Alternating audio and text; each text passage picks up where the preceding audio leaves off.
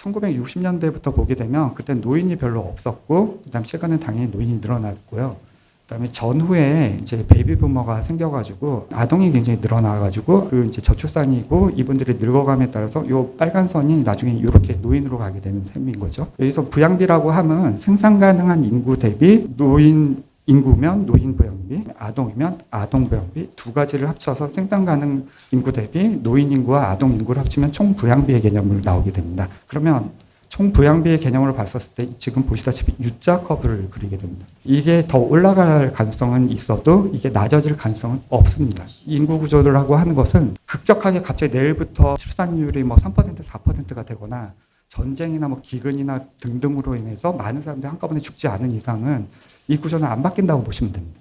근데 이게 의미하는 바가 뭐냐면 우리가 이제 제가 처음에 숫자로 말씀을 드린다고 한 게 멀리서 보면은 이제 희극이거나 비극이고 가까이서 보면 비극이라는 말이 있잖아요. 이 2000년부터 2020년도까지 저도 그렇고 여기 계신 의사 선생님들도 그렇고 굉장히 괴롭고 한국의 의료보험 제도가 굉장히 문제가 많다라고 했던 시기가 이 시기인데 알고 보면 황금기입니다. 무슨 얘기냐면 보험료 내고 돈을 낼 수 있는 사람이 가장 많고요. 돈을 지출하는 사람이 가장 적었던 시기입니다.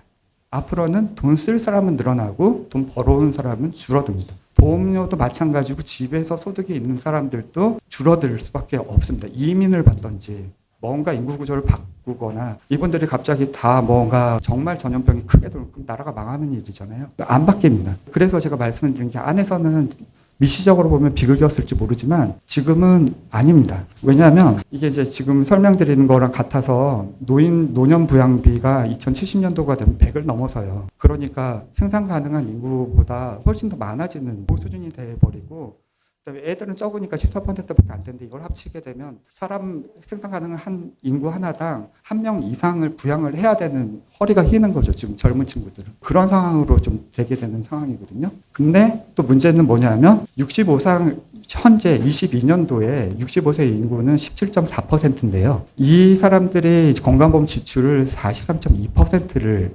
지출하고 있습니다. 근데 10년, 20년 돼서 이 인구가 30%, 35%가 된다고 하면 산술적인 계산으로 80% 이상의 지출을 하게 되는데요. 근데 더 무서운 거는 지금 현재 노인보다 지금 앞으로 노인이 되실 분들은 과거의 노인보다는 훨씬 더 소득 수준도 높고요. 교육 수준이나 욕구 자체가 강하신 분들입니다. 지출은 훨씬 더 많아질 수 있어요. 더 오래 사실 거고요. 그거가 지금 감당을 할 수 있을까가 지금 문제다. 이건 지금은 뭐라고 해야 될까요? 지금 여기도 비대이기도 한데 전체적으로 좀 큰 틀에서 보게 되면 다가올 미래는 그냥 예측 가능한 미래입니다.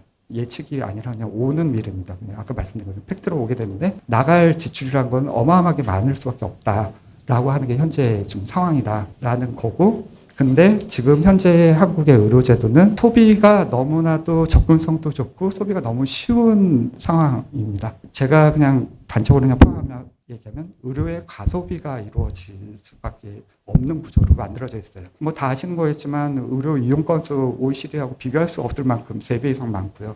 입원일 수도 많고 약물 복용도 많고 이게 이제 게이트키퍼 이런 것도 있고 그다음에 뭐 수까지는 당연히 양을 갖다 통제할 수 없는 기준으로 되다 보니까 오늘 말씀드릴 것 중에 하나는 실손보험이 중요한 유발을 하는 상황입니다. 제가 오늘 계속 말씀을 드릴 것 중에 하나는 지금은 뭔가 구조를 좀 아껴서 무슨 얘기냐면 우리가 가계를 생각을 하게 되면 앞으로 쓸 돈이 굉장히 많아진다. 그러면 집도 사야 되고 차도 사야 되고 먹을 것도 준비해야 되고 노년을 준비를 해야 된다 그러면 어떻게 해야 됩니까? 줄일 방법을 생각을 해야 하던가 더 벌어올 방법을 생각을 해야 되잖아요. 근데 지금 이 구조는 벌어오는 거는 낮을 수밖에 없고 진짜 기름이라도 좀 발견이 되면 어쩔지 모르겠지만 그 소득이나 그 경제 같은 거가 굉장히 좋지 않은 국면을 좀 가게 되는 거고요. 쓸 사람들이 많아질 거는 너무나도 예상 가능하고 그분들의 소비는 어마어마할 것으로 생각할 수 있는 그런 상황인데 지금 현재 한국의 제도는 과거 아까 제가 황금기라고 표현했던 그 시기에는 싸게 많이 이용할 수 있는 마구마구 써도 큰 부담이 없는 체계였고 제도 자체가 전반적으로 다 그렇게 구성이 되어 있는데 이걸 갖다가 어떻게든 좀 합의를 봐가지고 정리를 하지 않으면 불과 한 5년, 10년 감당 안 될 겁니다. 건강보험 재정만 어떻게 줄인다? 그럼 나머지는요. 가게에서 다 부담해야 되는데요. 이 문제가 너무너무 크다. 이게 이제 제가 오늘 의료비에 대한 관점에서 말씀을 드린다는 거고 그 와중에 실손보험하고 비급여도 하나의 핵 중에 하나다. 그런데 나머지 제도들도 물론 많이 뭐 공급 체계나 뭐 수가나 등등등등 다 생각을 해봐야 되는 그런 문제가.